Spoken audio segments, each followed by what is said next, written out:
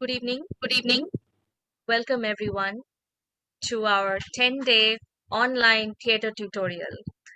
First of all, I would like to thank you. I would like to thank everybody who is present here for their enthusiastic participation. We are feeling incredibly honored and humbled by the enthusiasm, the encouragement you have shown to all of us. And of course, I can't begin the proceedings for today without thanking our distinguished panelists. They have agreed to offer these classes without any tuition fee whatsoever because, as you all might know, all the money that we are collecting for this theatre tutorial will actually be donated to help the distressed people of the Sundarbans. We are donating all the money to Partho Pratima Runners, which is a non-profit organization working for relief, rehabilitation, and sustainable development in the villages of the Sundarbans. So, without further ado, I would actually like to ask our mentor, our teacher, and the artistic director of Koshba Argho, Sri Monish Mitro, to begin the proceedings for the day with a few introductory remarks. Sir, if you could take over here, please. A very good evening. Good evening to everybody. Morakhi looks pretty tensed in starting today's online classes because she pronounced Pathar Pratima Ranas as something else. But I guess that this meet has to be very cozy, very intimate, and very informal so that the sharing experience becomes very, very meaningful. Shubho,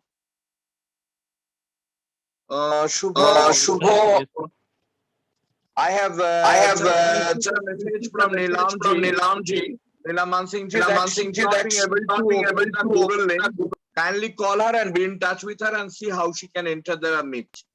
Okay. We had started 5 minutes late today. Apologies for that, but the idea was that we wanted to start with everybody together.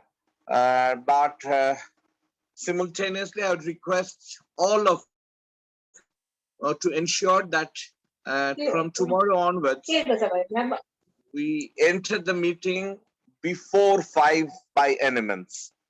Then, when the speaker starts speaking, and somebody comes in, it does not look good, and this is not very common as a theater practice. Theater practitioners, enthusiasts are a bit particular about the time. I would request Shubho to open the link at 5 minutes earlier, maybe at 4:40, so that everybody can come on time. And I would also request everyone to put the cameras of their videos on. Otherwise, the speakers will have a feeling that they're talking to the wall. It's very difficult to interact in such virtual media for people who have been doing theater for a long time, because Anuradha ji, Neelam Mansingh ji, Atul Pete, everybody, they had been walking amongst so many theater people, and Neelam Mansingh ji is calling me. I guess she is in a trouble. So kindly allow me for 1 minute. I'll just come back after responding to her call.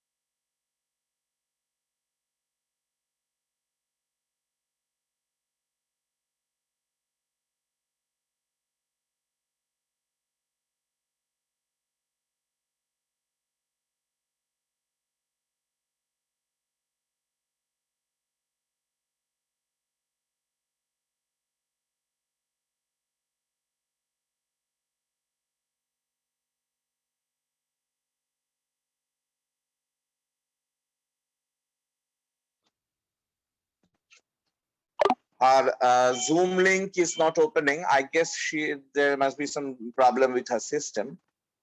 So yes, kindly put on the cameras during the talk. Otherwise, really the speakers who had been doing theater for such a long time and who are used to talk to living people, respond to living vibrations of living human beings, would find it very, very difficult to talk to images and black shadows. Somebody may be having some internet issues, but ensure a good net from tomorrow and kindly to put on your cameras. Jitaditto, Ram, Vishwajit, Mahendra, Poonam, everybody I would request to kindly put on the cameras so that at least the speaker can look at your expressions and respond. And for you also, you're not listening to a YouTube link, you are actually interacting with somebody. So it's best if we put our cameras on. Who is taking care of Neelam Mansingh's problem? By that time, I would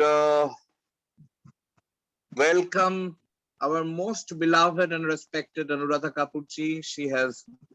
She's not the speaker today, but she said that most of the days she will be present so that she can listen to others speaking and interact.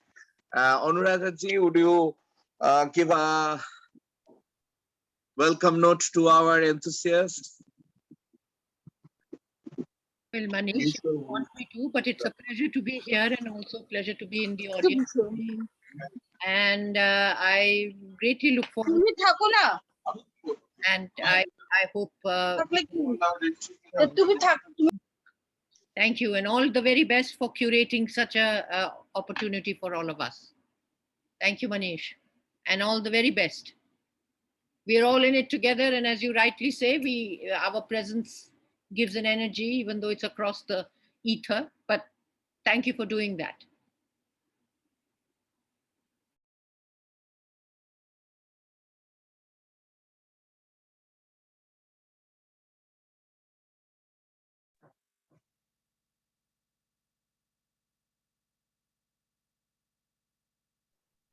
Sir, you are on mute.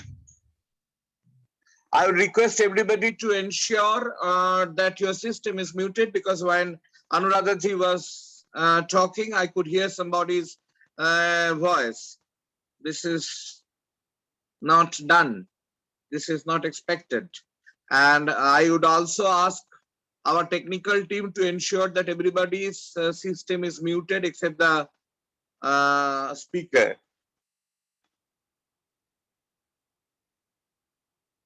Let me just again look into Neelamji's issue and I'll come back. Just kindly allow a couple of minutes time.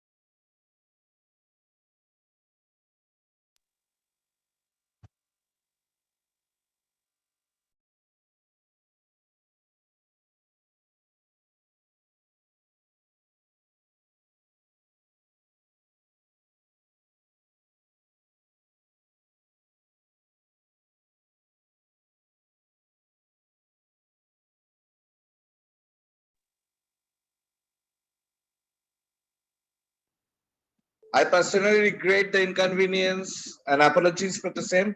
From tomorrow, what we will do is we'll do a test run with each of the speakers before actually starting the meeting. This is a very unexpected situation. Apologies for the same. Oh, so Neelamji is here. Yes, I'm here. Okay. Welcome, Neelamji. Thank you. Thank you for joining us. And before you start, I would request Maurakhi to tell a few words about Neelam Mansingh ji. It's hardly required to give an introduction to such great theatre persons, but Neelam ji has done some impossibilities possible as far as theatre is concerned. Almost all the panelists who had been involved in these online classes have very significant contribution to Indian theatre, to theatre as a whole. Because to the best of my knowledge, Neelamji would be confirming whether I'm saying that right word or not, that it was almost in her hand that theatre take a new direction, take a very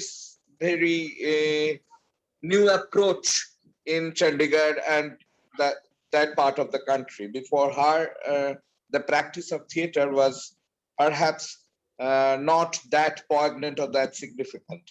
So she was the lady who graduating herself, doing post-graduation in history and graduating from National School of Drama,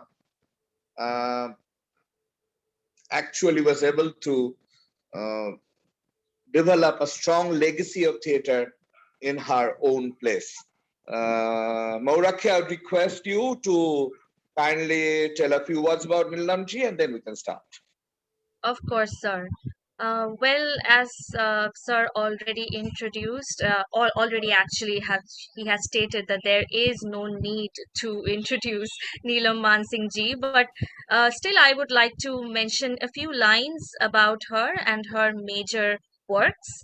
So here it goes. Neelam Mansingh Chowudhry, as sir mentioned, has a master's degree in the history of arts as well as a diploma from the National School of Drama. In 1979, she moved to Bhopal and was attached to the Rang Mandal, which is a theatre repertory attached to the multi-arts complex Bharat Bhavan. In 1984, she moved to Chandigarh, where she set up her own theatre company called The Company. Alongside the company, she has also been teaching in the Department of Indian Theatre in Punjab University and was also the chairperson there. Her well-known plays include Kitchen Katha, The Suit, Yarma, Naga Mandala, The Mad Woman of Shiloh, Little Eolf, Bitter Fruit, and Naked Voices, to name just a few. The group has participated in major national and international festivals. Dr. Chaudhary is the recipient of several awards, including the Sangeet Natak Academy Award in 2003 and the Padma Shri in 2011. She is presently a professor emeritus at the Punjab University. Thank you, ma'am, for joining us. It is such a great pleasure and honor to have you with us. Ma'am, I would like to invite you now to begin your talk. And Maurakhi, I would just like to mention two more things. of course, Finally, to ensure to keep your systems in mute, and definitely we welcome your words, your questions, your observations, but not when the main speaker is speaking. You can put your comments, questions, notes, observations, anything, even some points which you may be knowing and which Neelamji may be missing while talking. You can put that also. Maybe you know something about her theatre. You can mention that also, but in the chat box. And once she finishes, we will definitely read out the questions. We will have a very intimate, interactive session. And also, after she finishes, you can raise your hands, because you know that there is an option of raising hands in Zoom meets, so that we can welcome you to voice your question or comment directly. Till then, kindly do keep your cameras in your videos off, on, and mute your systems. Theater cannot be done virtually. Theater is not possible to be done in such media.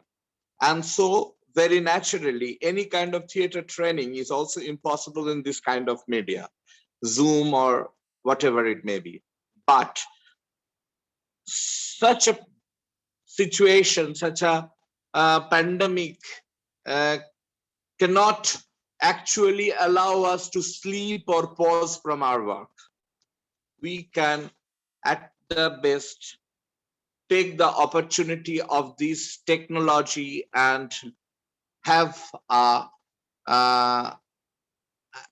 have this kind of sessions where we can listen to very experienced senior theater people, and also you can share your own experiences and get your ideas reverberated or echoed from there.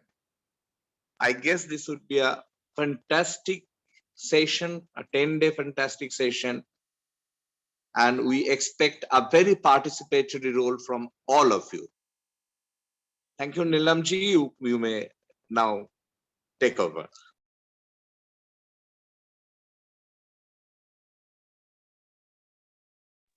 Neelamji, you are muted, so you have to unmute.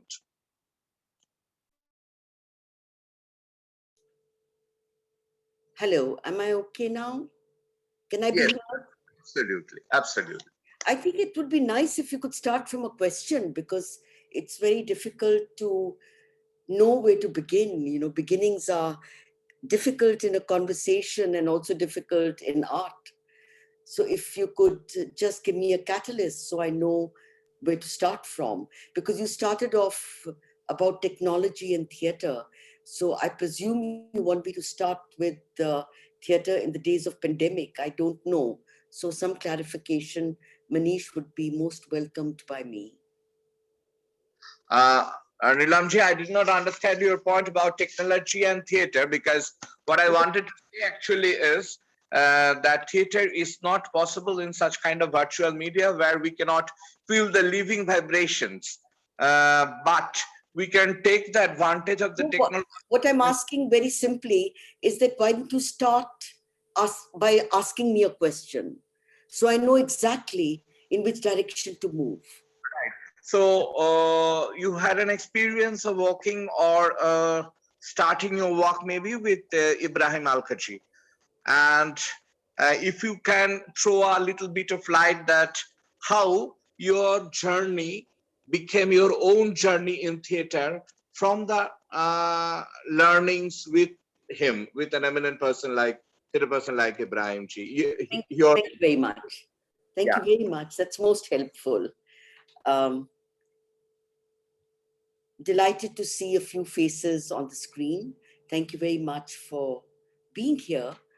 And if you feel at some point the need to interrupt and clarify some thoughts or ideas that I may have shared with you, I'm very happy to do so.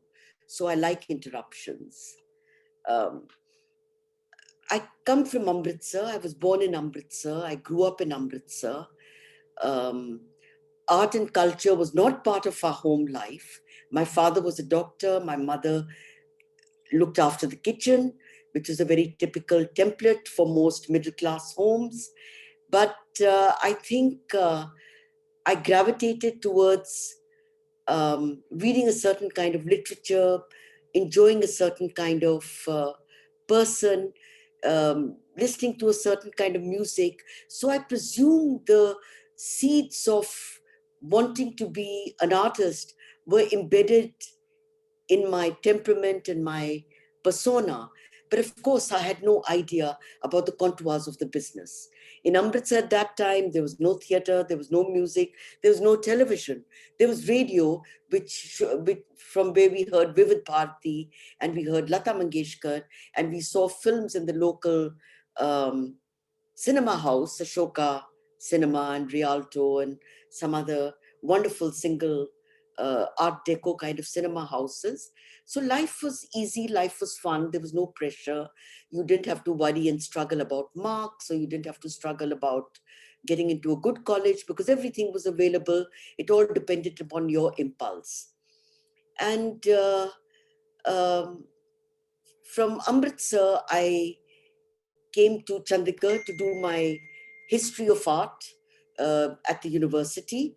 I had a wonderful teacher called Dr. B.N. Goswami, who made the world of art seem so magical. You know, I think just looking at miniature paintings, looking at paintings done by Picasso or by Matisse, or the great artist of the uh, Renaissance period and of modernity, gave me an idea of composition, of color palette.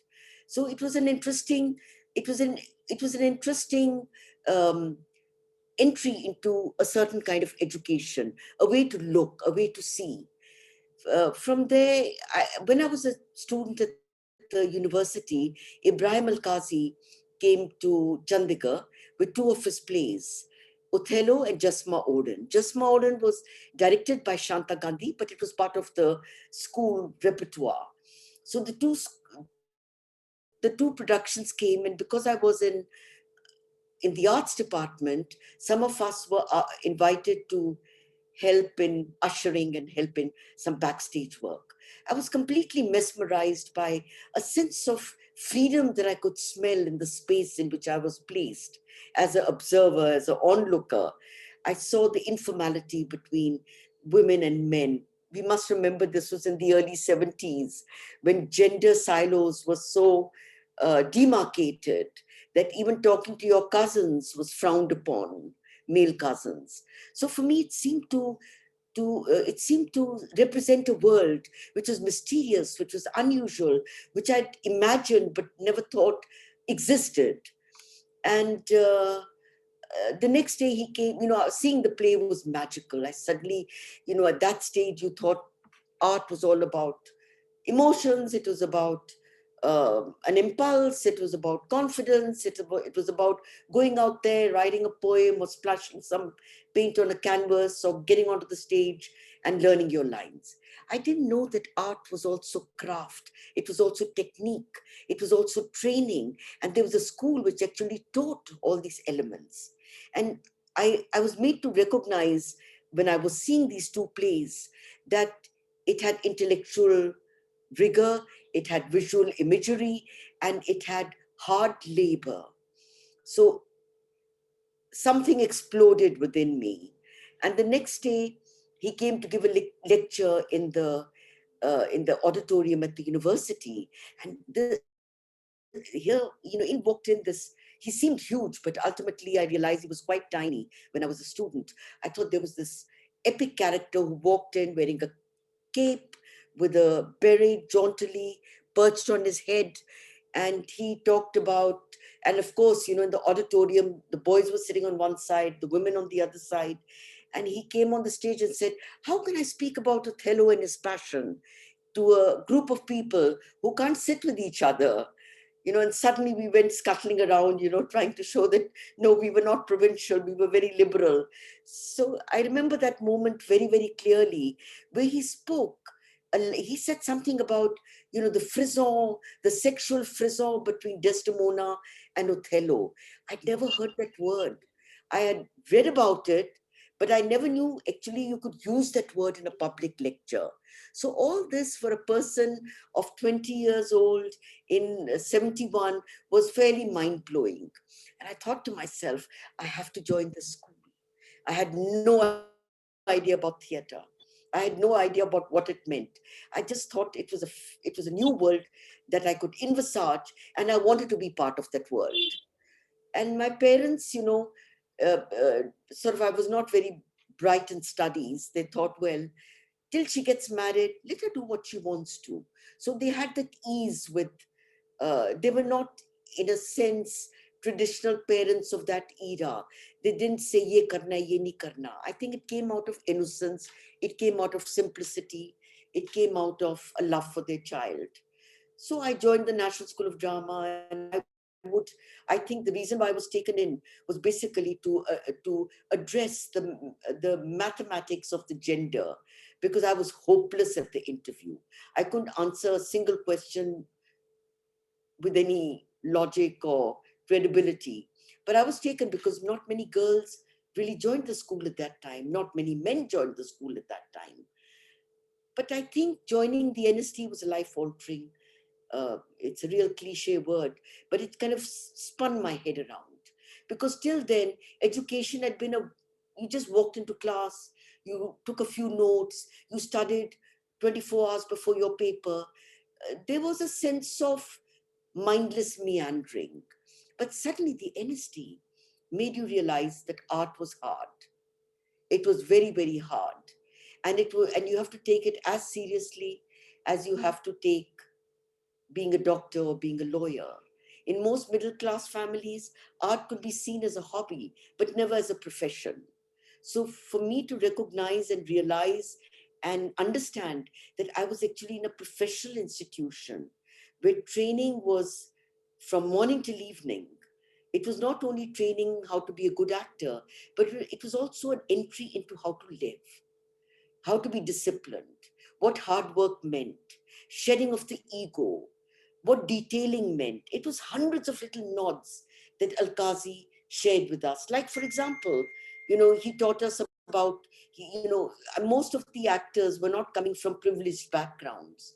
They were all coming from provincial towns, from small towns. It was a combination of an interesting mix of people.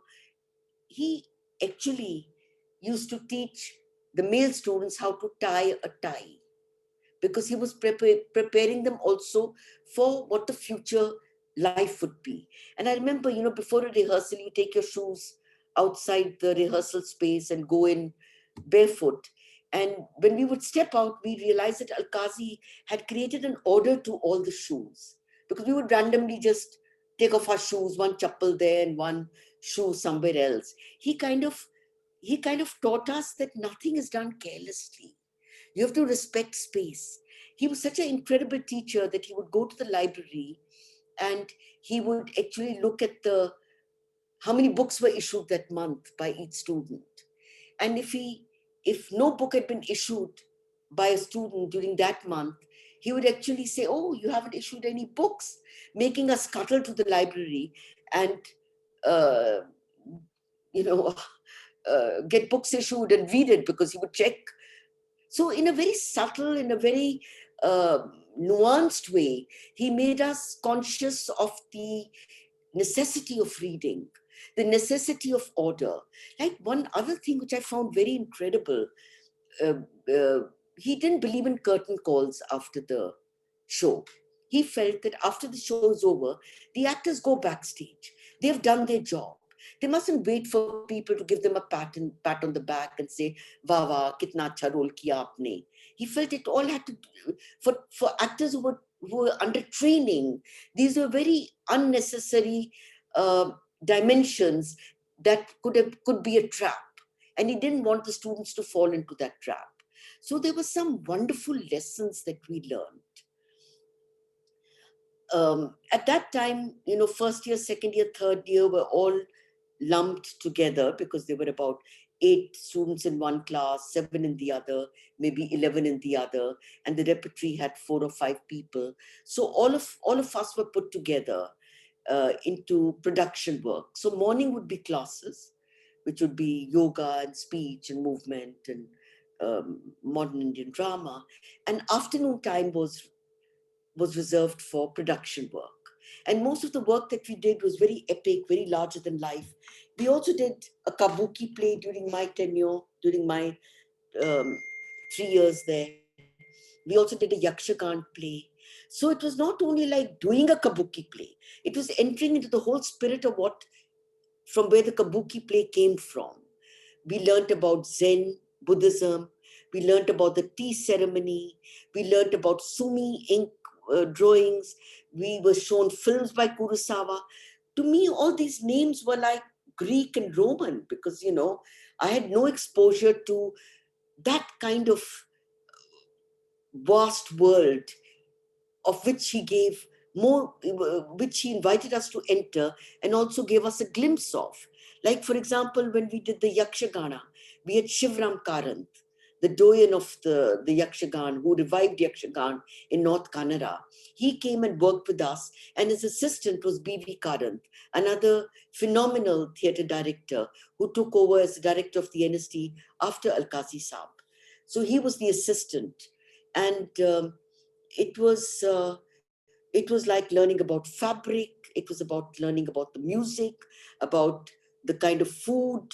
That was a time when we didn't have food festivals, and we didn't have Delhi Heart, and we didn't have um, multi-cuisine kind of melas or eateries.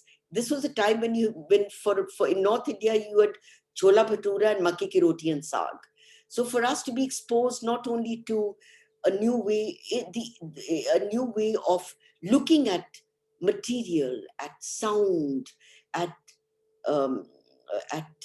voice training, at sensibilities, at mythology.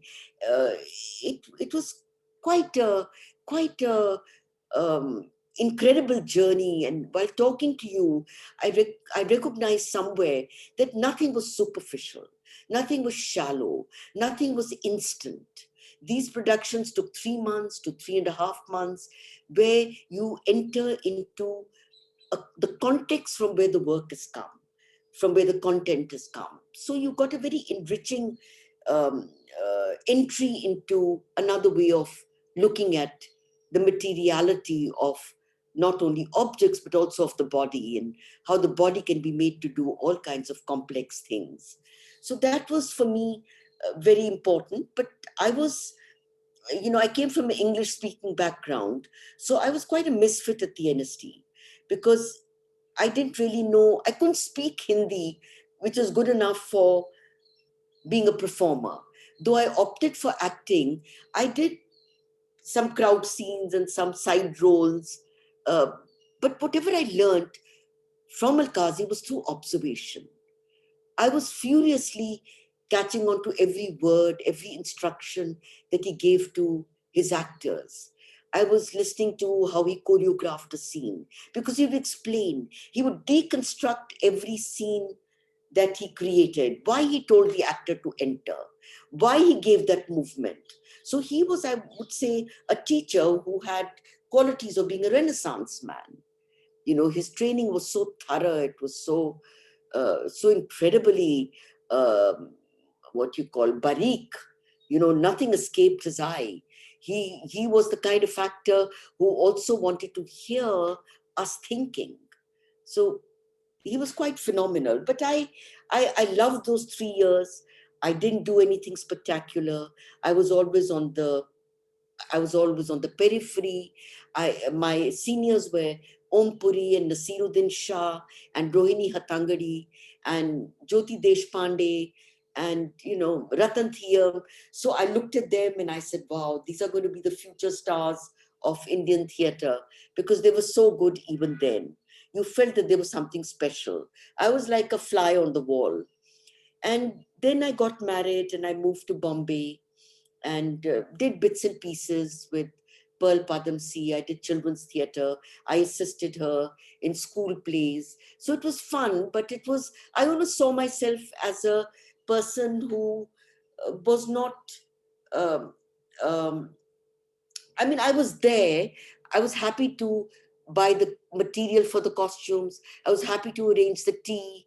I was happy to do some little kitter pitter, but I never saw myself as anything. I never saw myself as an actor, because I'd never really done anything major in the school. I never saw myself as a director, because I was not trained to be a director.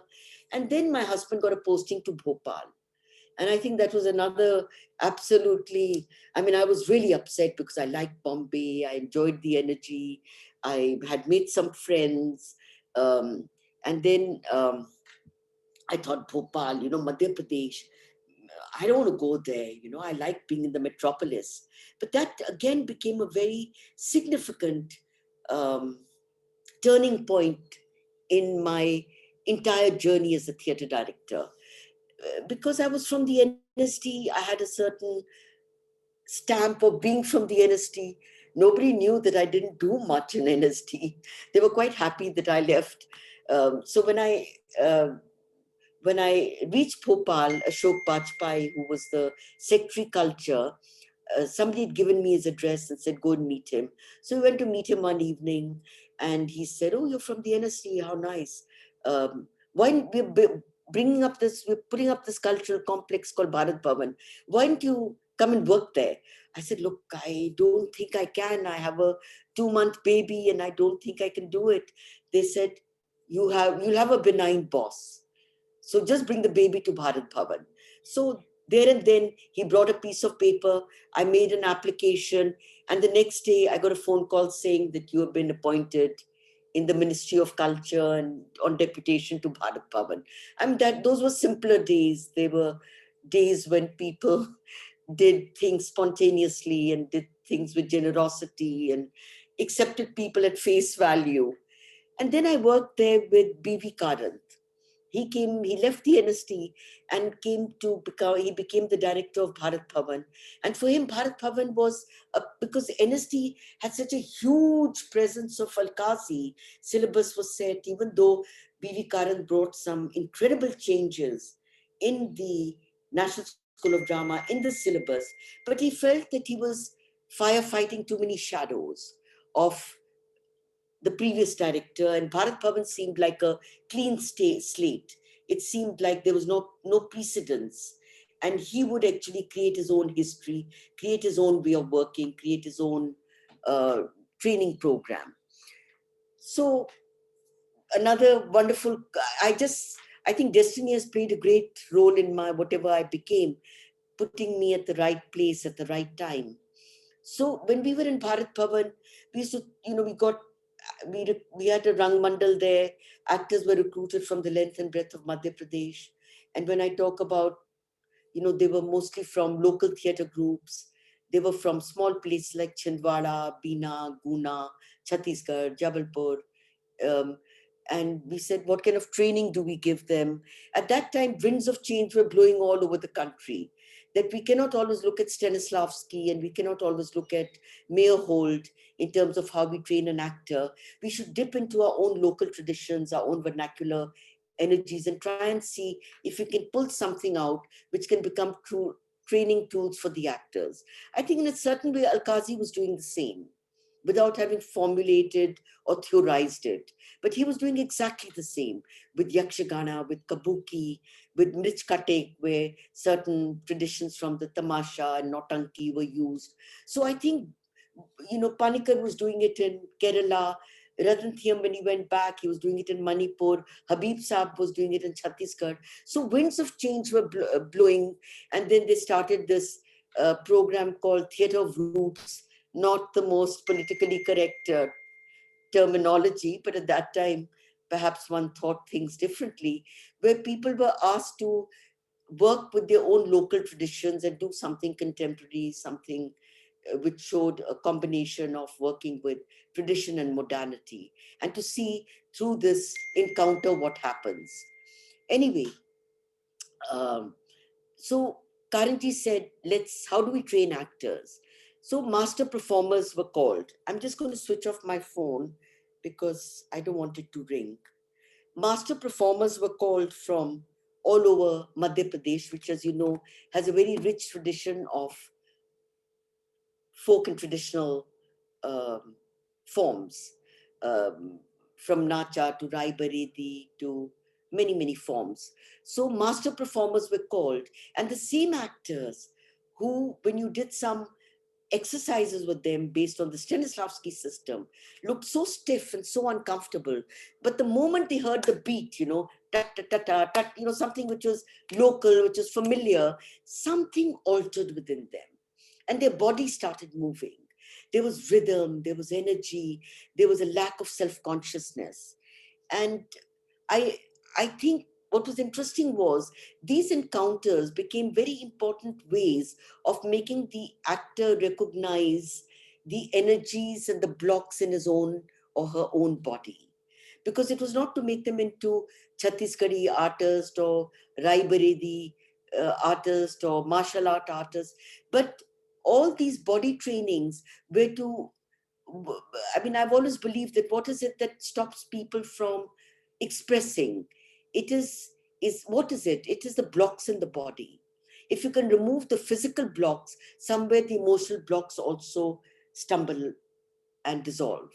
So I think it was a wonderful encounter between master performers and um, urban actors. And Karanji really believes that all training processes should be before an audience.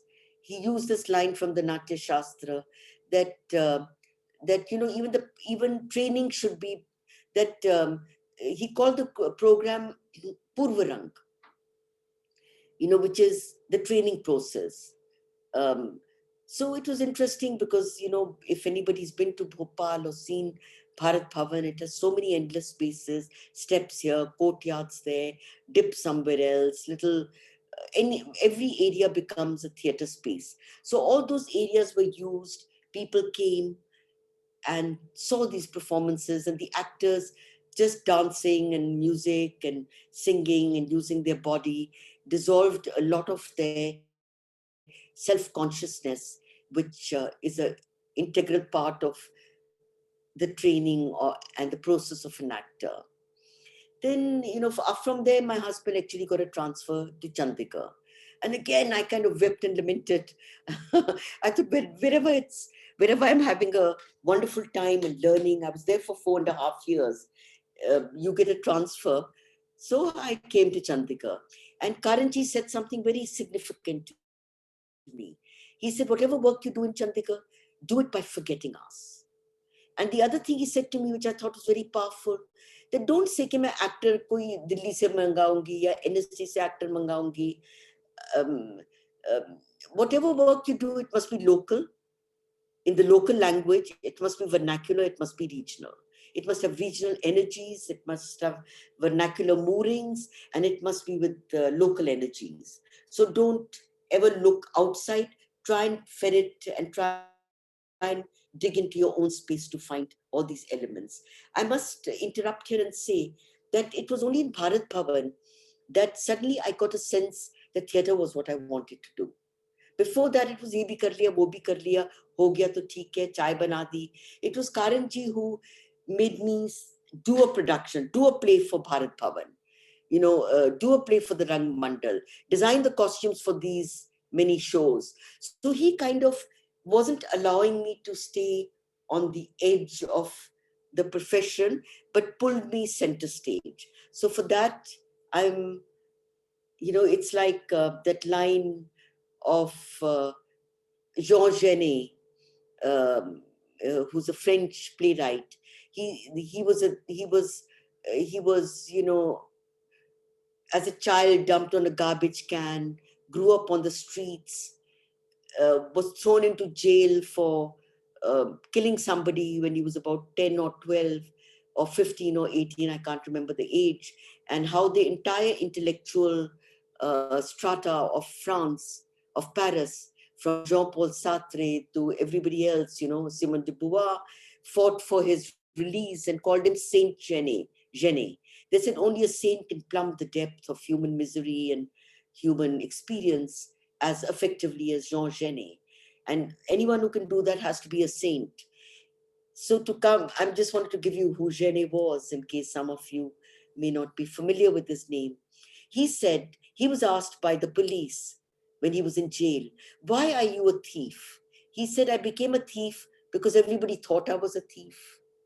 So what happens is, if you have labeled yourself as useless, you become useless. But Karanji said, you're not useless. You can do it. Do it. Gave me a kick and made me do it. That suddenly I started discovering my own sense of commitment to this profession. And then I moved to Chandigarh and I started my own theatre company. I wanted to use the same experiments of working with traditional energies of Punjab. And what used to always disturb me very deeply is when I used to meet anyone, they would say things like, oh, Punjabi is such a crude language. It doesn't have the refinement of Bengali or the lyricism of this language or that language. And I thought to myself, this is the same language in which the entire Guru Granth Sahib has been written. This is the same language of Bhulle Shah and Baba Farid and the entire Sufiana Kalam. How has this language been so badly trashed by people? Because the only Punjabi they were familiar with was at that time what they heard in Hindi films in Bollywood. You know, the truck driver, the dhabe wala, you know, the Sardar who was always made fun of. He was never the lover, he was never the hero. Now, of course, things have changed like many things, but at that time, that was the general energy. So I made a commitment to myself that I must work in the Punjabi language. I must work in the Punjabi language. I must work with local energies, and I have to find a certain kind of training process which is based on traditional forms. Um, and then, you know, the journey is quite long, but I came across a group of Nakals.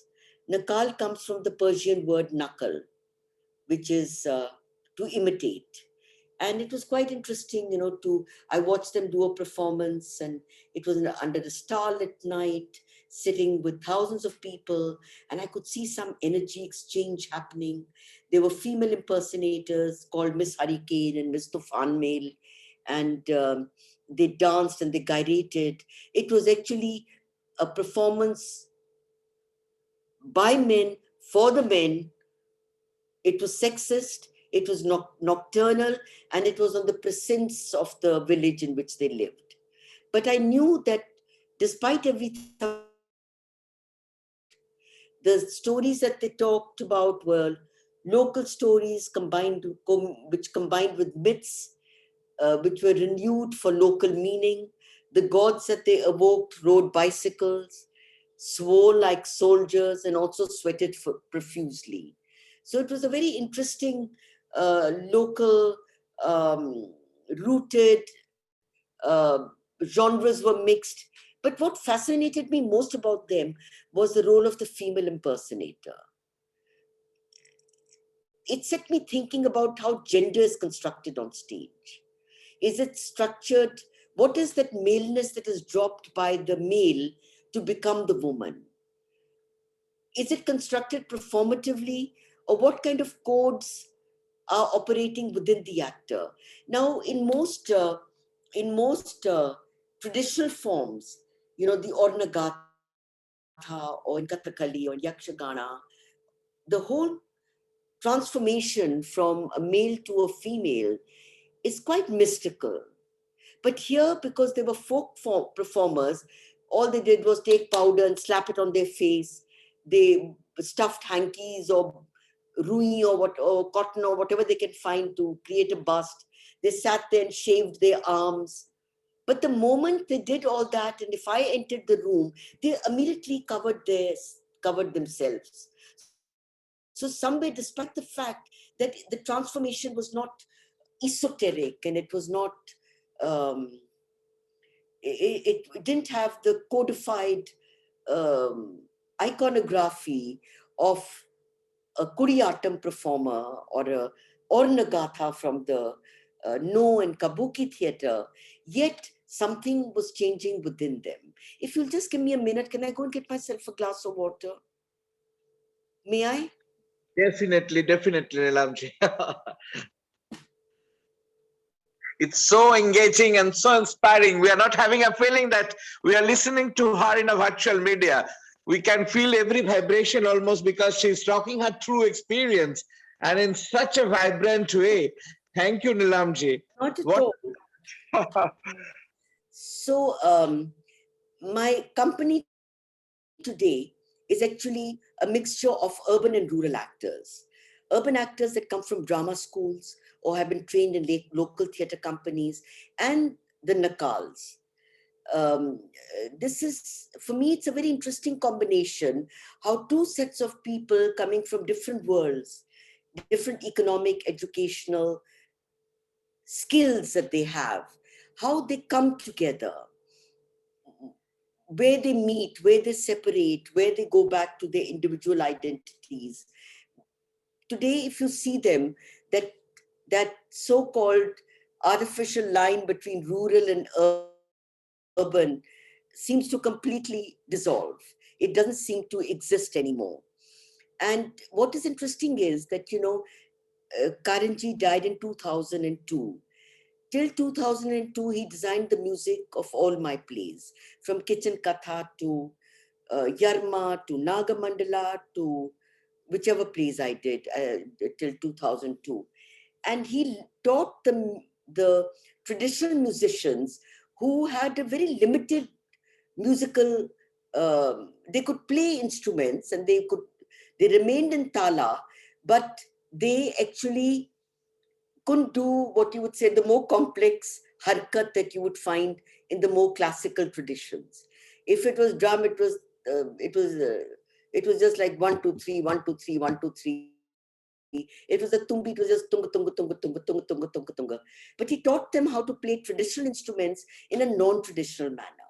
How you could use the body of the dholak, how you can pluck the strings and create sound.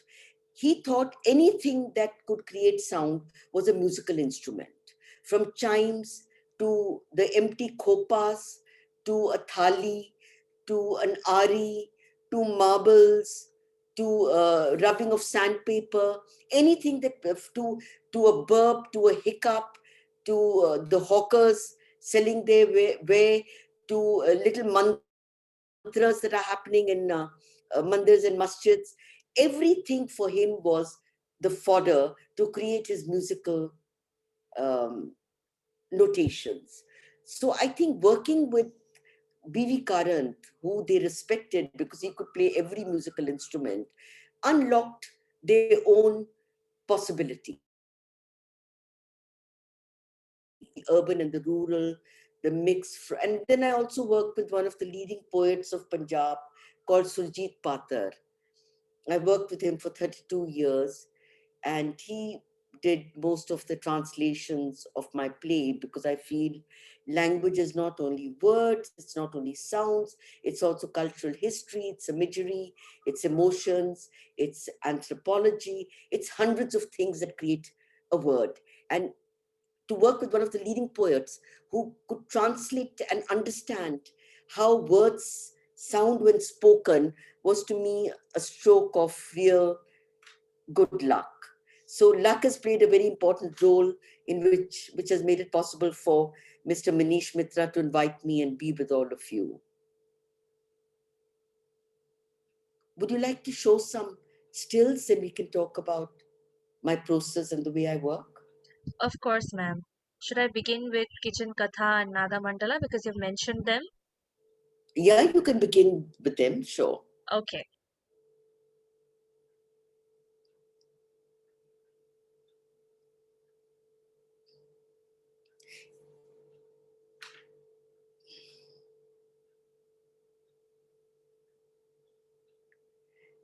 Just start with Kitchen Katha, then we'll talk about Nagamandala.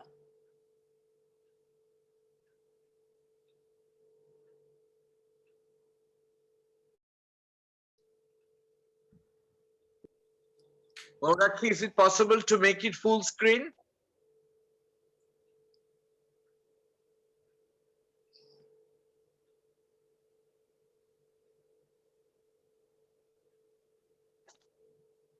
Yes.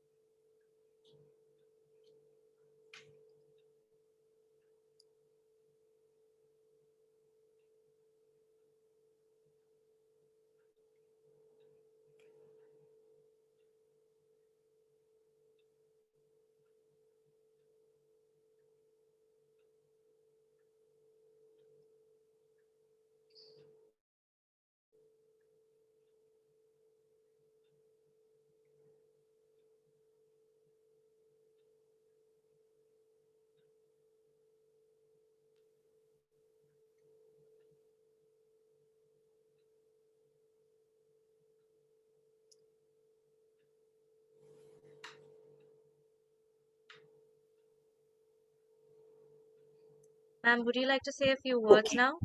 Thank you. Kitchen Katha was a play that I did in, I think, 1999. So it's quite an old play.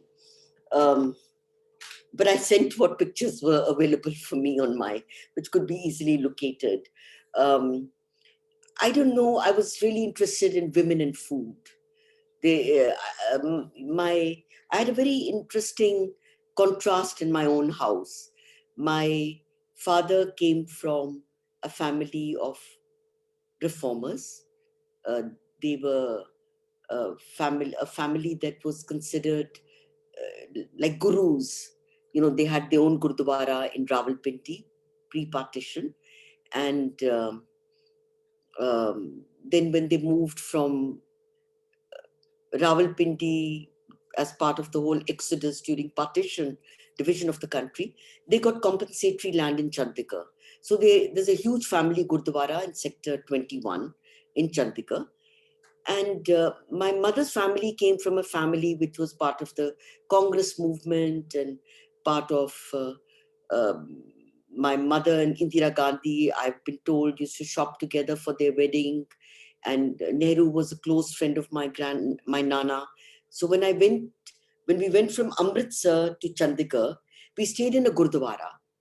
And I went to the langar and cooked and belowed rotis and played with the atta and made little panchis and dolls with the atta. And when from Chandigarh we went to Delhi, suddenly there was a bridge table and there was whiskey would come out in the evening. And it was like two contrasting lifestyles. But I never saw any contradiction in that. It was like the whole different facets of life or different dimensions of life.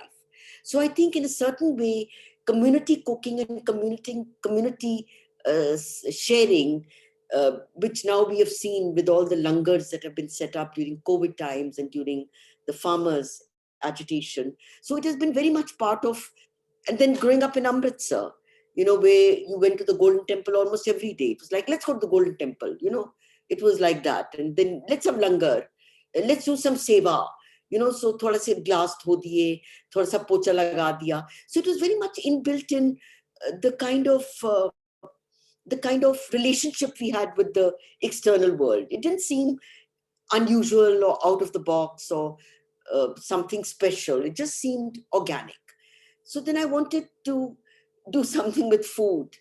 And it was pretty harebrained at that time, I think, where we had 10 gas cylinders on the stage and we were serving food and all the songs were recipes. And then during the course of the play, the food was served to the people. And so which means that you had to have the actors play musical instruments, deal with the smoke, also understand their digestive system, and to serve undercooked food to an audience would be as disastrous for the production as a bad production. So the timing was done with a kind of military precision. It was so choreographed that the scene structure was in terms of jitna time lagta hai chutney banane mein, jitna time lagta hai pyaz kaatne mein. So it was quite harebrained, the whole play. And then you also, one thing I know is that every artistic decision I take on the stage needs to be a practical one. Now, that scene which was shown where the atta is, she's covered with atta, it's a scene where she hears that her lover is marrying her sister, her stepsister, and she turns absolutely white with shock. Sometimes my references come from very simple sources. uh, I remember when I was about 8 or 7 or 10 or 11, I don't remember, I saw this film Taj Mahal.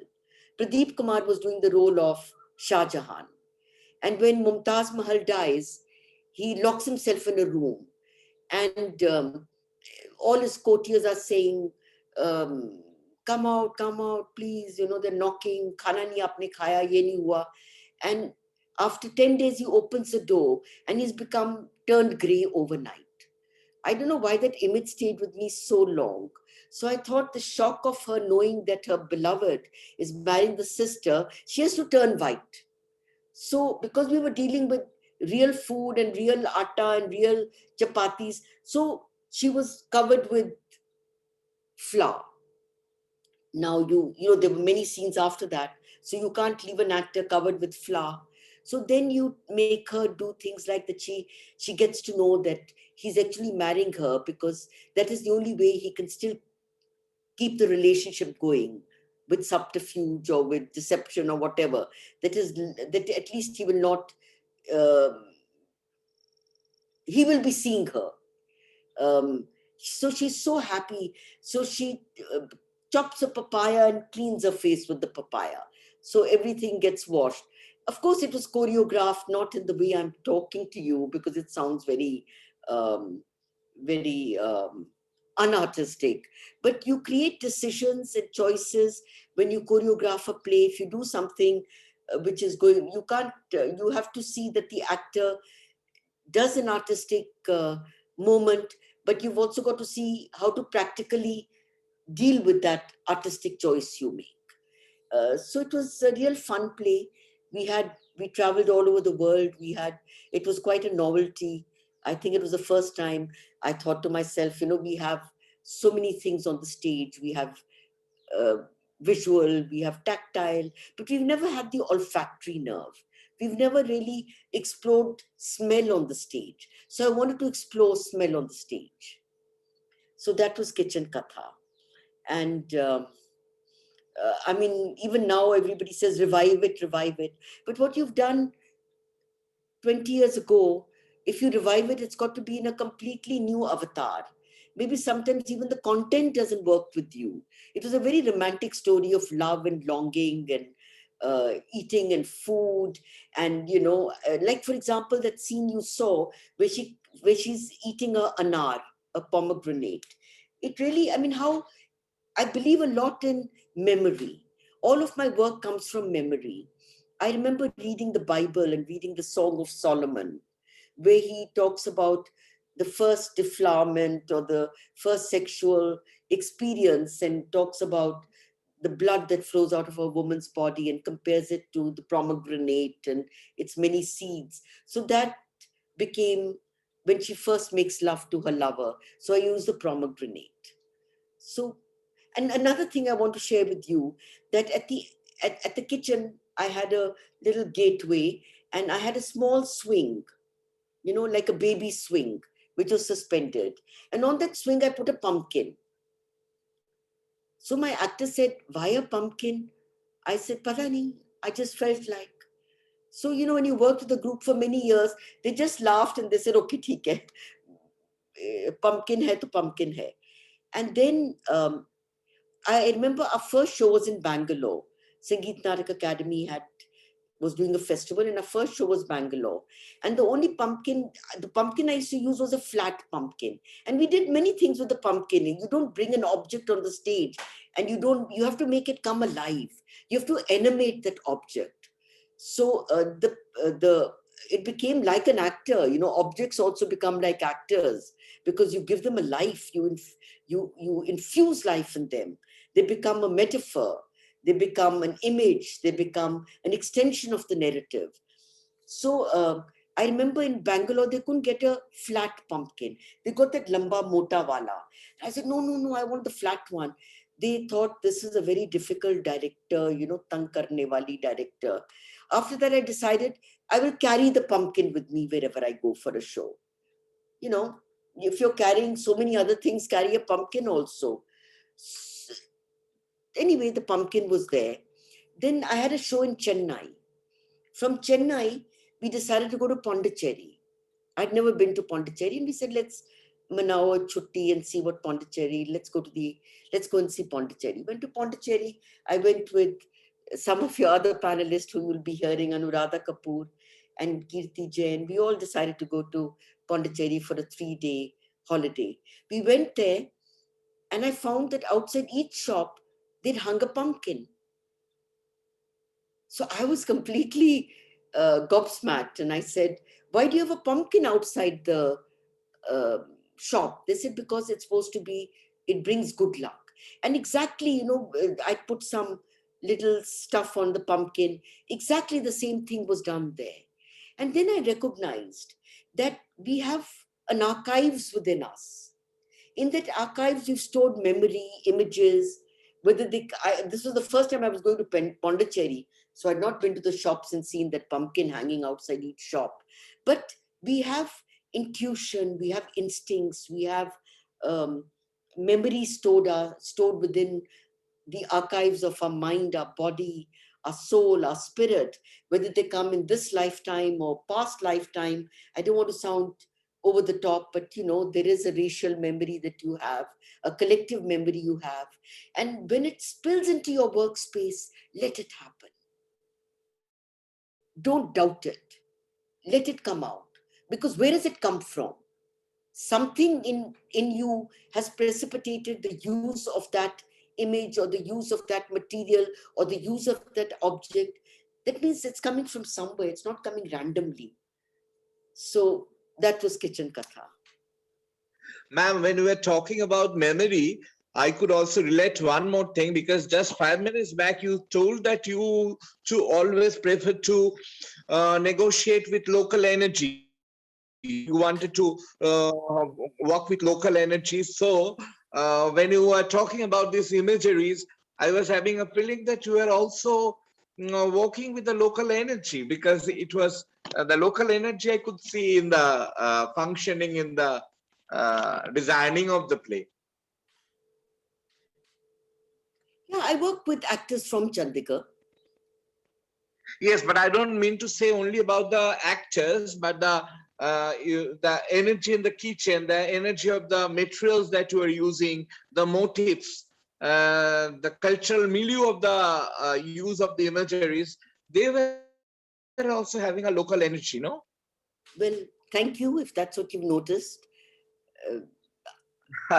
And ma'am, I think the context and the content is what you see around you. You pick up things that are available, you pick up things that are part of your visual landscape. So it is inevitable. I I think mean, if even I if I, could say something. yeah, Hi, ma'am. It's Preetma this side. I think I remember seeing your play Kitchen Katha a long time ago. I think it was almost 20 years back. And I think what Manish is saying is because I remember you made, there was a jalebi on the stage. You guys made and yeah, jalebi is very, very well known in Amritsar. Like if you visit Golden Temple, the most famous jalebi shop is right there, and everybody, the first thing they do is go there. So I think what he meant by local energy was that even with food, you were playing with that local energy, the history, and your I food wouldn't was make very. sushi, no. True. and I was remembering Royster Rabbit's kitchen. Did you chance to see that Yes, play? I've seen it. I saw it in where did I see it? I saw it in Thrissur. Okay, then maybe we had been sitting in the same space. Well, because there was only one show of the play in the show, Yeah, and yeah, I saw it in Eat Folk. yeah. It folk. Yes, absolutely. That's where I saw it. Yes. So I was remembering about Royster's kitchen also, but it was much later after the you had actually made Kitchen Katha. Yeah. Maybe you can show pictures of Nagamandal. Yeah. Okay. Yeah, that's exactly what I was going to ask you.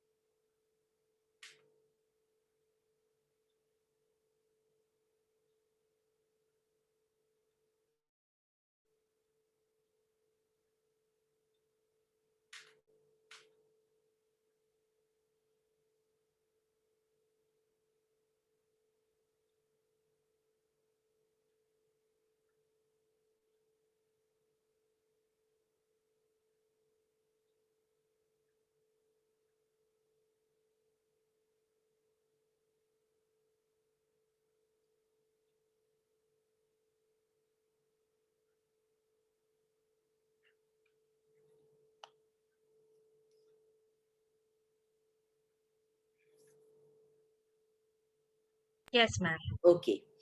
Nagamandala, as we know, is quite a important play uh, in Indian playwriting, and Girish Karnad, our doyen, is too well known for me to state. Um, I remember in 19, gosh, I get dates wrong, 1989.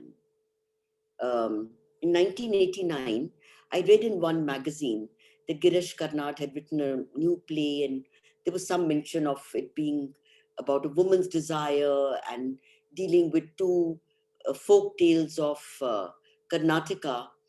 And I was intrigued and about transformation, and I was intrigued. I didn't know Girish Karnad. I'd met him with Karanji because he and Karanji used to work creatively together and they made films together. So I'd met him, but I didn't know him. But at that time, he was, I think, he was a chairperson of Sangeet Natak Academy. So I wrote that little postcard, which used to get for Panch Paisa or whatever those days, uh, Charana, or I don't even know what the currency was at that time.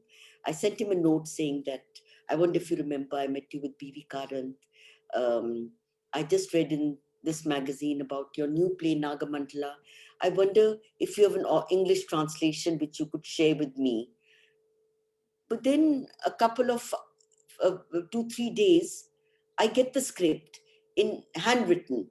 He had actually translated his Kannada version into English, and it still hadn't been published or printed. And I thought, what an incredible man. I'm an unknown person, I'm an unknown director. That was really my first play, which I directed, with my group. Uh, I thought, so gracious of him. So I wrote to him and I said, can I direct your play? He said, yeah, go ahead. So I was quite overwhelmed and felt exceedingly responsible, because if you direct a new play poorly, then somewhere the play also dies.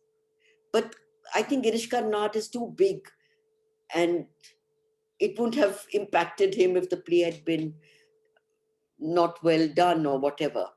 So I remember getting it translated in Punjabi, and at that point, my play, when I started working, Sujit Pathar, who I said is like the voice of Punjab, a very, very important poet. He's been acknowledged by the whole country as one of India's leading poets. He said, I can't do this play. It's about snakes. So I told him, no, snake is a metaphor. It's not, it's about desire. And he thought I was one flew over the cuckoo's nest. It's about a man who becomes a snake. So he said, look, I'm so used to translating realistic plays. I'm not familiar with a play which deals with images in a particular manner. But anyway, he translated it. And I did the play, and we got a show in Delhi. And Girish Karnad I sent him some photographs of the production. And in Delhi, he was releasing the book, and he decided to release it during the time my production was going to be um, staged in Kamani. And I was so taken aback because the cover and the back cover had pictures from my production. He didn't write from a play directed by Neelam Mansingh. He said photographs supplied by Neelam Mansingh, because he didn't know I would have made maybe photograph. I have a good photographer, but the play is a mess.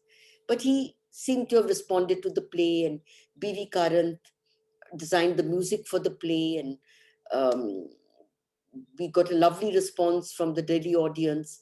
And then Girish Karnad and B.V. Karan decided to invite us for a tour of Karnataka.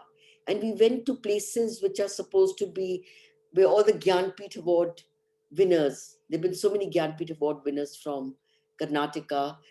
They were all Gyanpith Award winners who were going to be we went to those towns like Hegadu and Dharwar, and which is from where Girish Karnad spent his childhood. And we went to Mysore and Bangalore, of course, Udupi, and it was like taking coal to Newcastle, because a Kannada play done in Punjabi with Punjabi actors with Punjabi musicians could be enough to get you into trouble. But the reception was very warm, and it's the only play that I've done 3 times.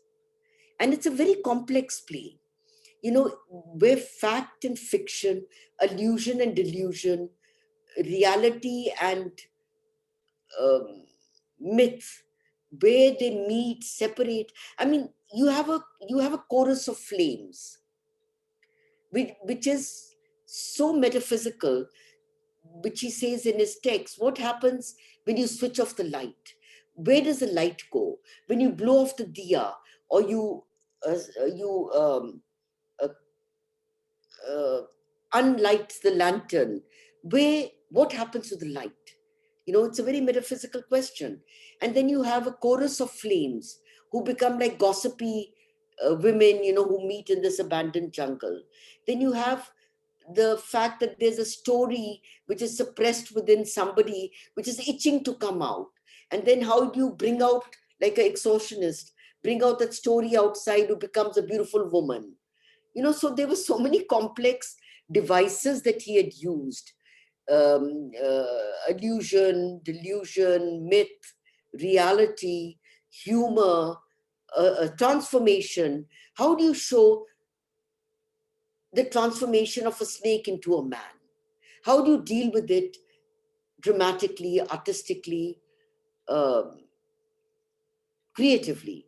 So these were some very complex problems that I was, and as it was my first play, it was quite uh, exciting and challenging for me to deal with them. And the other thing I found very interesting was that this is the only play I've done 3 times.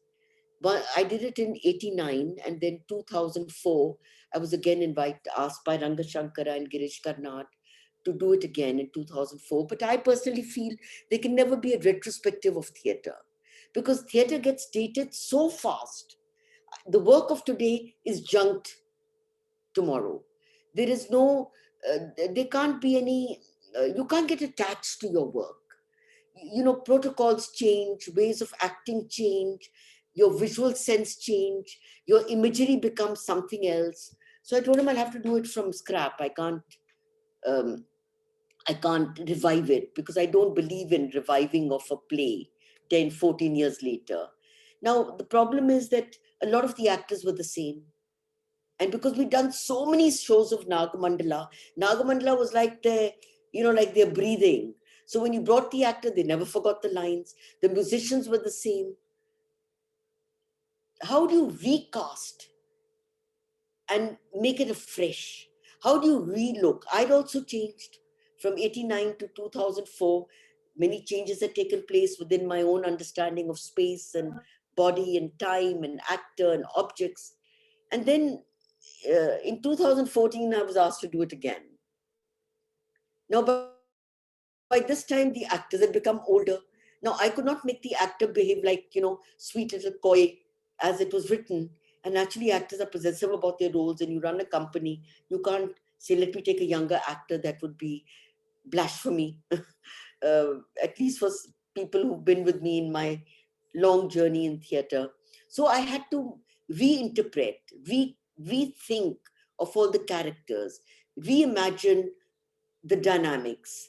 So it was very interesting for me to do the same play 3 times with a gap of 12 years, 10 years, 14 years, over and over again, and try to, and and what was interesting for me is that at every stage of reading the text, fresh energies came, fresh interpretations and ideas came. Not only the subtext, but what you would call the invisible text or the unwritten text. I really believe in exploring the unwritten text, the texts which I imagine the playwright wanted to write but never got written. So my digging into a play really begins from the unwritten text or the invisible text or the um, um so it was an exciting time for me to do the same play 3 times, and challenging. So that's Nagamandala. But now, for the last 6, 7 years, I am doing what I would call, which is what you will be seeing later, so I might as well talk about it before we show the visuals. Now, for the last many years, a well-made play is not what I'm gravitating towards. Even when I was working on the well-made play, I was again reassembling, reconstituting, working the scenes, putting two acts together, putting chopping, editing. So I was tossing around. So maybe it became my relationship with how I looked at text. How does it resonate with me? How do I connect with it? So that was already happening. So for me to get into what I call device theater, where you have an idea and you let the idea grow in a room with actors, became my next phase of my journey, where work became collaborative. Work is always collaborative because the actors are the real kings of the stage. It is through them and through the way they incorporate what you are trying to say, do, um, and share with an audience is done through their body, done through their voice, done through their memory, done through their emotions. So the actors have always been collaborators in terms of taking the thing forward and their own interpretation, because as you know that no two directors will will take the same text and do it in the same manner. Everything is interpretive, it's subjective. Sometimes when you share an idea with an actor, how it is received and interpreted is sometimes far removed from what was my starting point. But sometimes what they bring forth is more challenging, more exciting. Like I always say, a rehearsal space is a space of subtraction. You keep on subtracting the inessential. It's subtraction and addition. And but to get back to what I would like to share, because then I think we need to have at least some time for question answers, is that I'm not working with what you call a well-made play. It doesn't suit what I'm searching for at this stage. This is not in any way a rejection of the well-made play, but it is my own journey at this point of time. Um, so what I do is I have an idea. I think in terms. I've been very. I would say, it's like, um, you say that whatever your responses to the world you're living in, somewhere enter into your workspace. Um, but sometimes whatever you're concerned about may not enter into your workspace because you may want to create a world which is more utopian, more fantastical. So there are both approaches that you can use. But within what your concerns are, you can also dovetail the fantastical, you know. So I've been very engaged with, with issues of migration, lost homelands, dislocation, the disenfranchised, uh, giving a voice to the voiceless.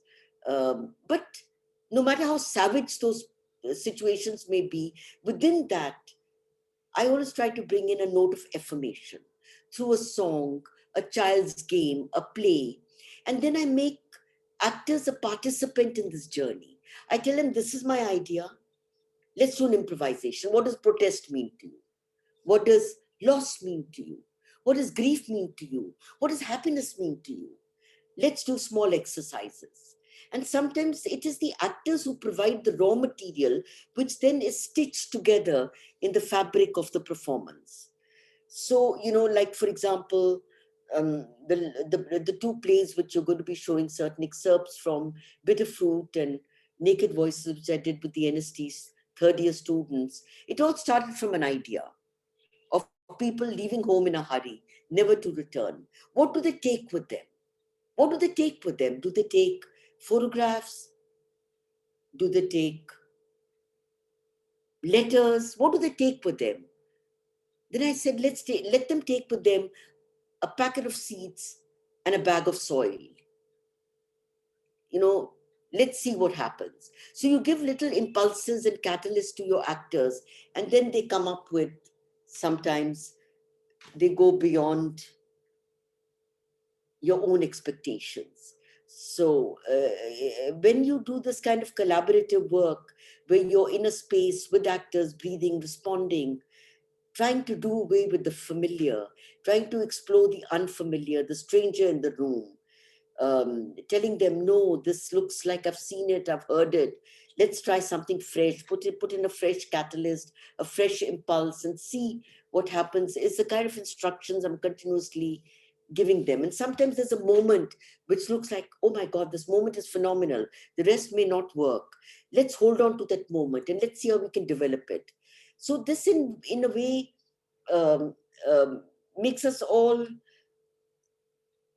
authors of the work. So authorship gets distributed. It becomes collaborative. It's not that you might think that this kind of work is a freer way of working, but it isn't. It's much more difficult because you have nothing to hold on to. No script, no beginning, no middle, no end. Everything has to be intuitively figured out. Where the scene ends, when the new thing starts, where images happen. So it's a much more complex way of working. Um, and it's not that my role as a director gets diminished. I don't care if it gets diminished, but because I think the word director has such a horrible resonance, it seems to have the sound of authority, of control. But theatre is not about control. It's about intuitiveness. It's about trust. It's about people being together and working together. Uh, their role as actors will remain that function. But my role as a director is to provide the overall eye. So it's a different role that we assign ourselves. So would you like to show? Maybe you Yes, can ma'am. show, maybe you can show all the things together, little bits and pieces, and then we Okay. can have a conversation because it's 6:32 and it'll be Yeah. nice to then have answers and questions. Okay. Then I will show bitter fruit a little bit and then naked voices. And would you like it if I also show Gum Hai and Black Box? I Because, think black box, because part of my talk also has to do with the digital world. yes, of So course. you can actually you can forget um, uh, out of bitter fruit and black box, bitter fruit and naked voices, you can show one, One. some Okay. excerpts from one. But I All would right. like black box to be shown because it's about the digital world. Yes. Okay.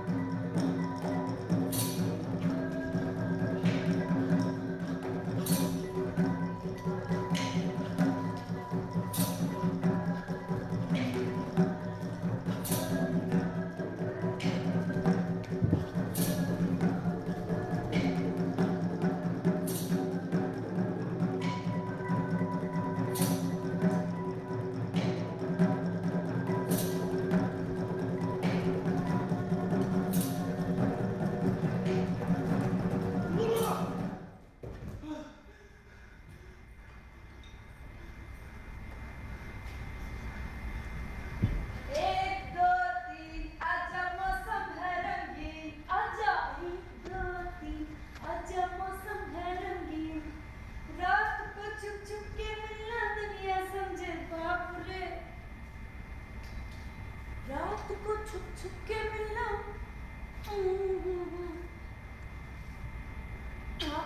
बाप रे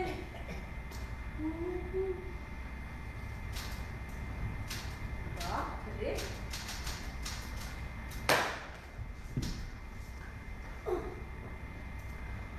कहाँ गया था मालूम नहीं मुझे कोई जवाब हुआ शहर गया था ना कितना बात तुम्हारा I hate to cut this short, but we also need to see a bit of Black Box.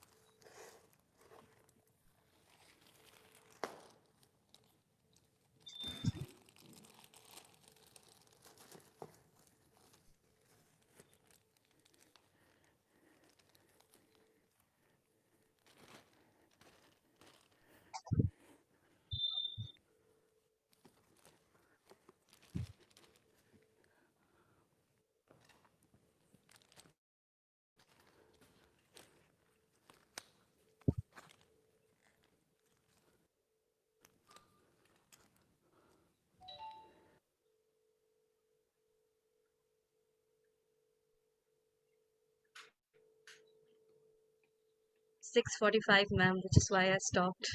No, I understand. He was just about to speak, so I thought एक line bolte. Okay, okay, But never mind. okay. Okay. It doesn't matter. It doesn't matter. You have No, no, no. I think I should no, it's share a okay. little.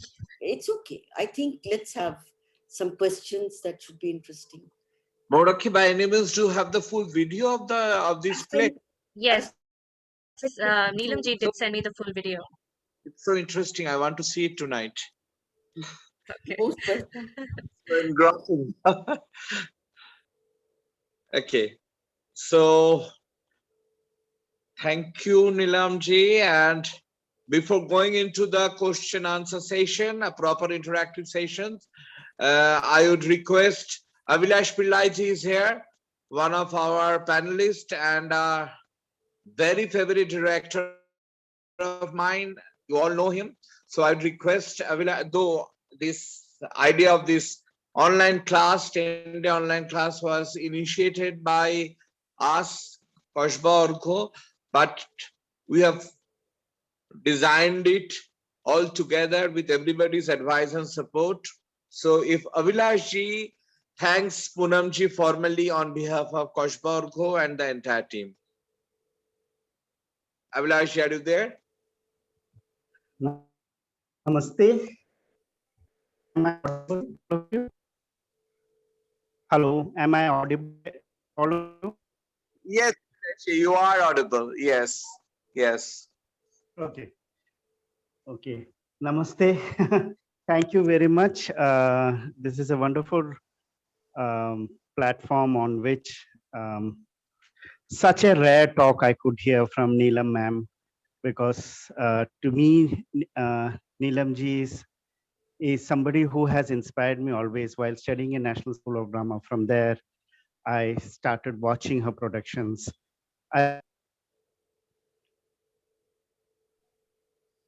Hello. Hello. Hello. Yes, sir, you're Yes, we can audible. hear you. Okay, fine. So to me, Neelam ma'am's each production, there are not all productions I have seen, but I'm fortunate enough to see many of her productions.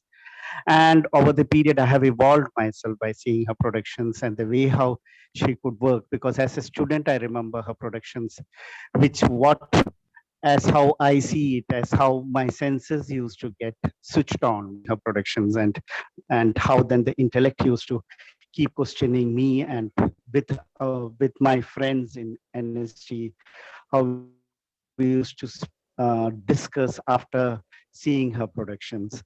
So and this talk was something which was also really interesting to know that how ma'am had like from where she started and how she developed her whole way of looking at art, and as how she has been saying artistic, which one could really understand when she's talking about each and every aspect, and how the art has got formed, or how it has evolved in ma'am, and how we could all be part of this such rare creative, how should I put it, as a genius, or in terms of creations. So thank you, ma'am, for having such a wonderful talk.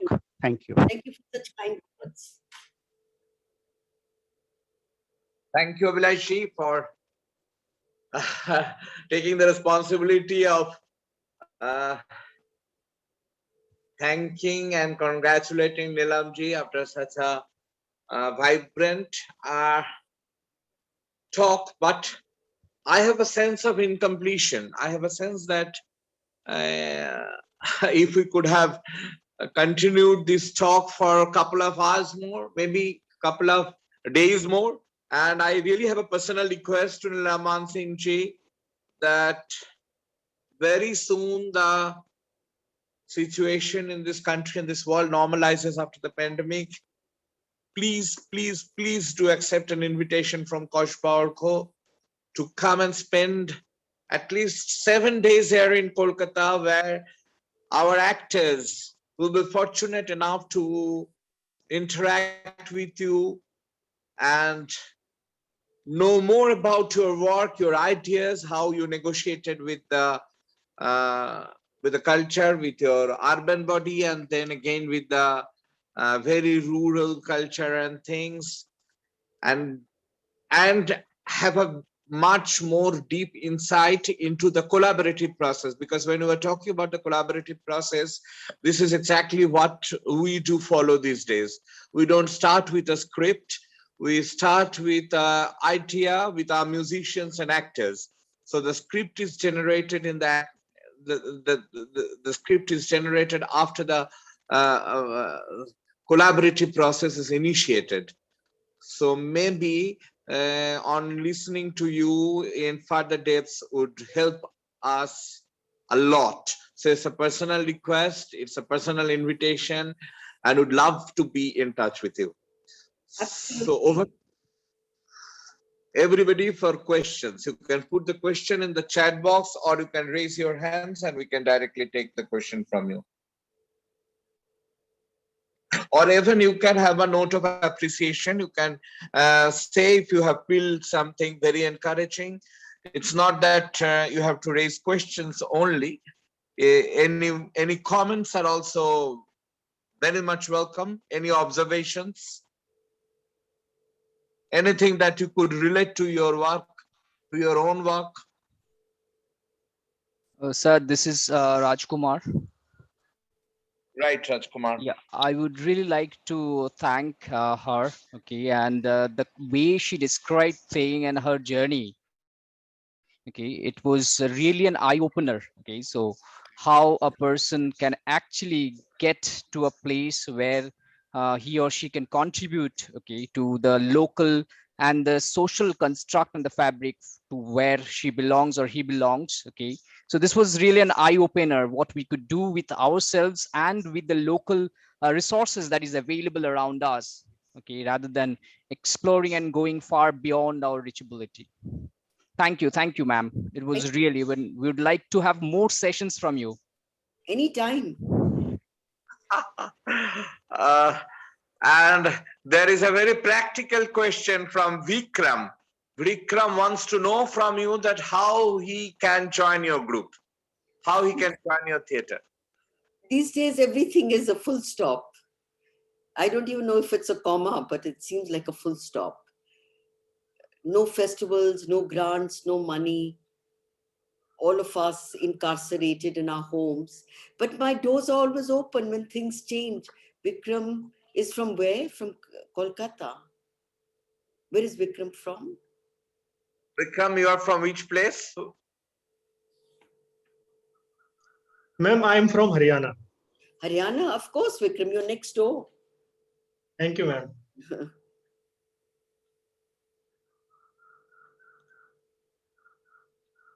So Neelamji, you have another young person to collaborate with. After the world normalizes.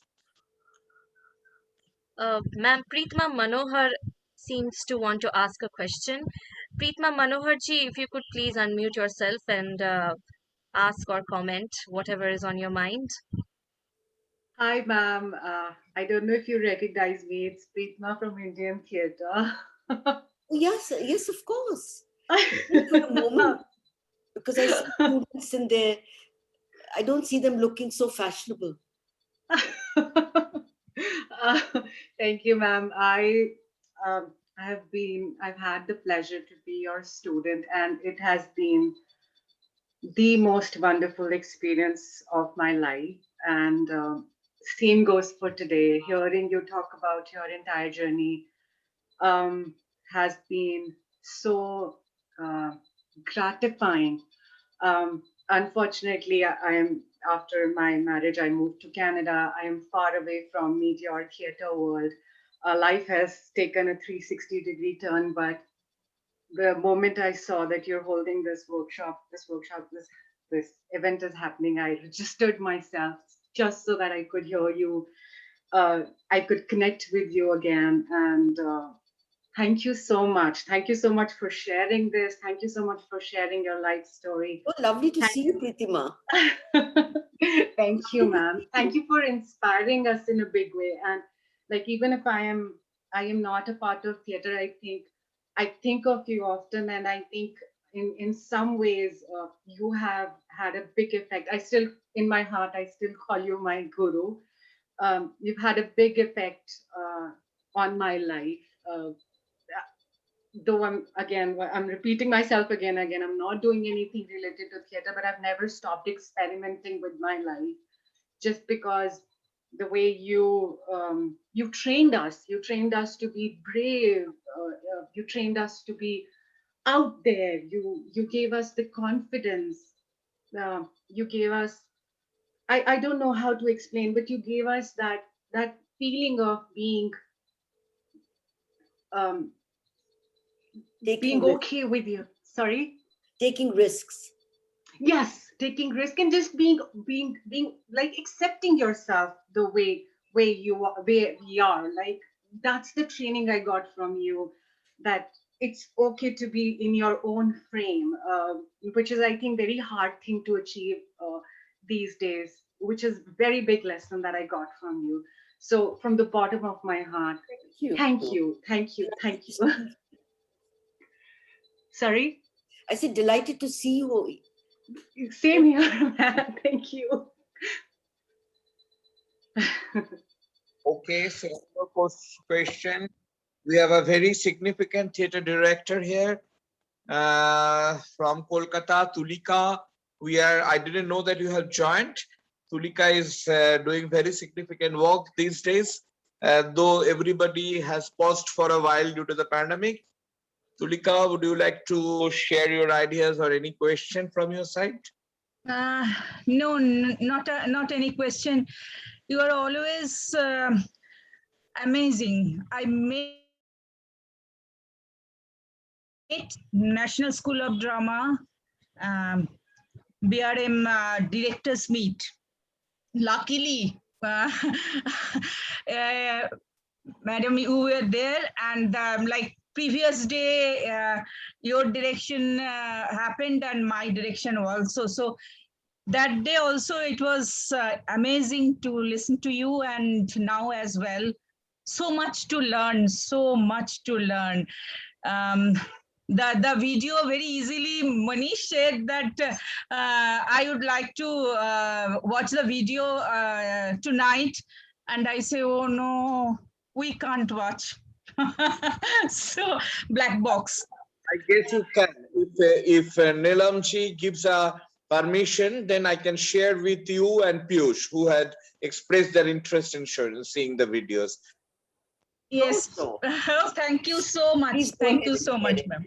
So, yeah, it is always a learning session and amazing session, ma'am. So maybe we will get a chance to listen to you again and again. Thank you so much. Thank you so much. Thanks, Manish and Koshba Orgo, for organizing this platform. Thanks a lot. Thank you. Be with us, as always. Neelam ji, I have a question. Not exactly a question.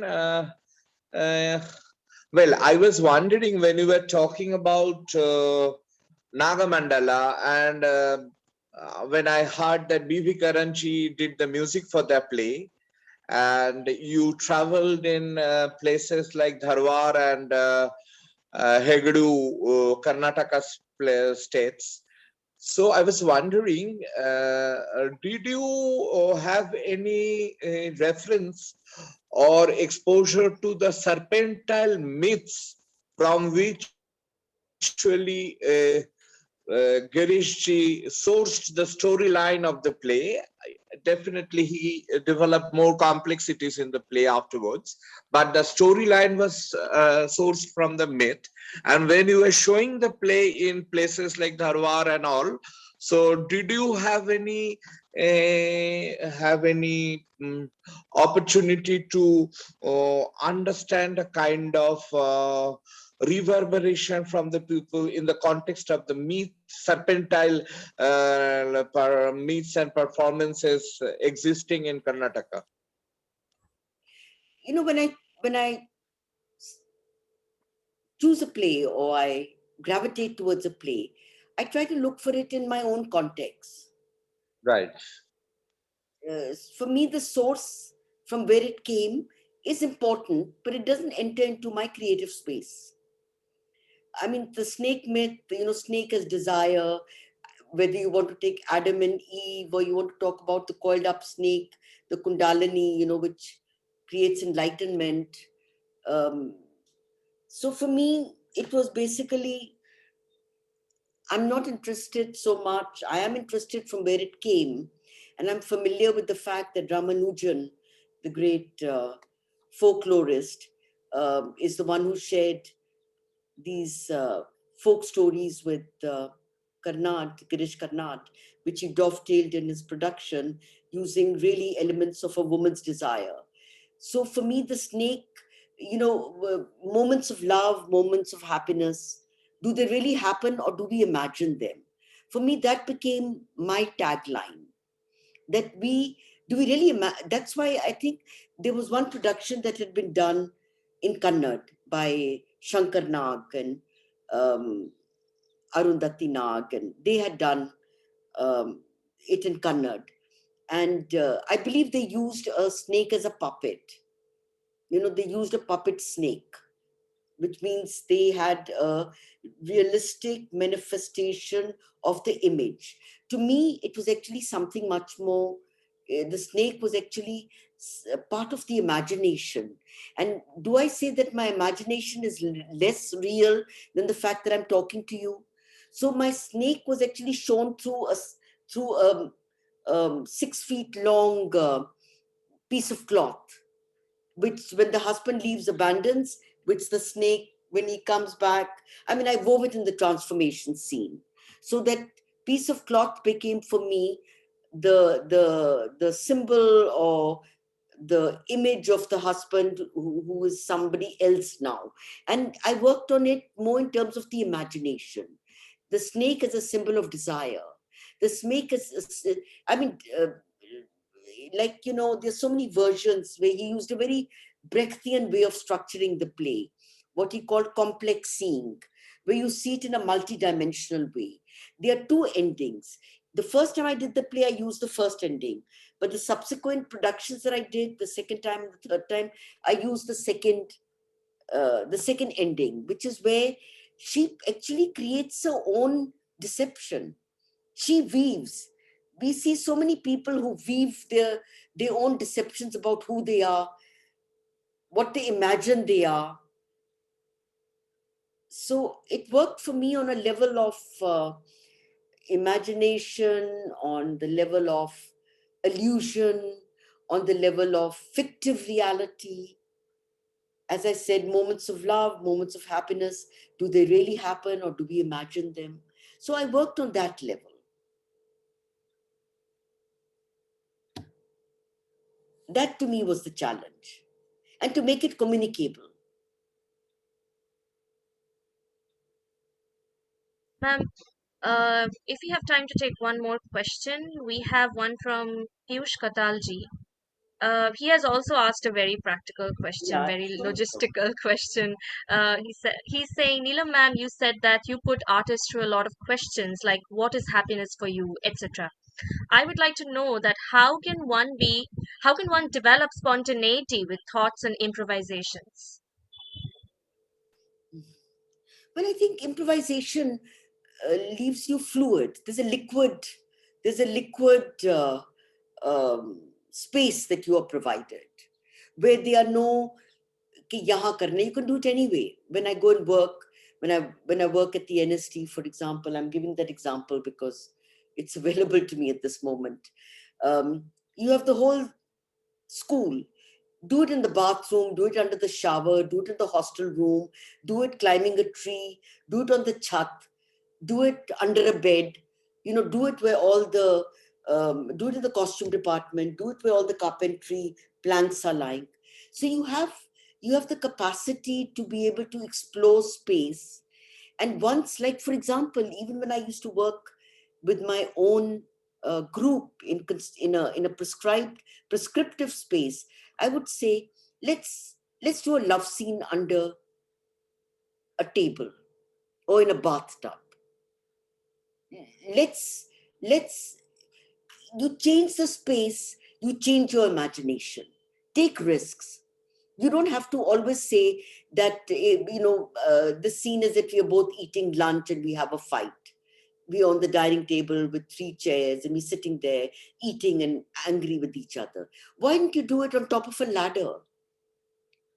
So create alternative spaces under the table, in a bathtub, under the bed. Which is not suggested by the scene. The scene doesn't seem to suggest that, but you put them in a space which is completely unexpected. Unexpected things flow out. Maybe those things are not used in the actual production, but it has unlocked something in the actor.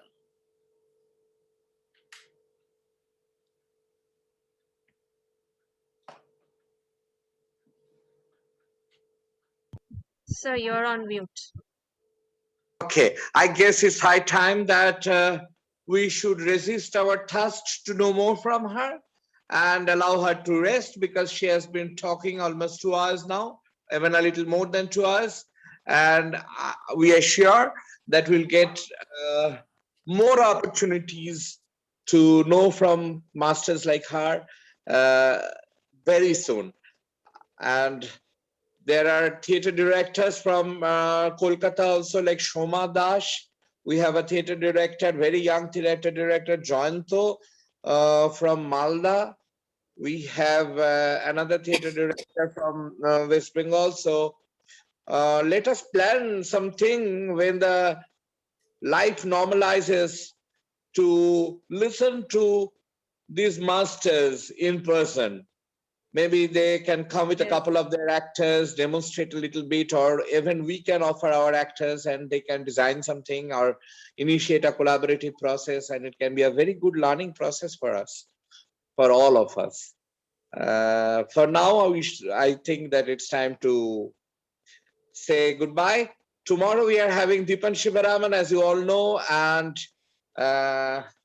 Deepan needs no introduction. He's a very creative director, and he's going to talk on theater and visual language. I guess it will be very, very interesting. So be there before 4:55. Shubho kindly shared the link at 4:40. And Neelamji, if you can make any of the other days. I would like to hear Deepan. Right. Deepan and me work together, so I admire him greatly. Right. And thank you. Yes, thank you so much. Thank you for being such wonderful listeners. Thank you to the listeners who have put their cameras on, and to the listeners who could not put their cameras on as well, and with lots of expectation that everybody's camera will be on tomorrow. Thank you and bye-bye. And we'll share the video link of the place in the WhatsApp group so that you can see if you want. Anuradhaji, do you want to say something, a one-liner? No, just that it's a great pleasure always to hear Neelam, and she sparks off many ideas. And that's what she's done today. So it was a wonderful talk. Thank you, Neelam. Thank you, all of you, to have arranged it. And I look forward tomorrow and the other days to be part of the group. Thank you. Thank you, everybody. Bye-bye. Thank you. Bye. Thank you.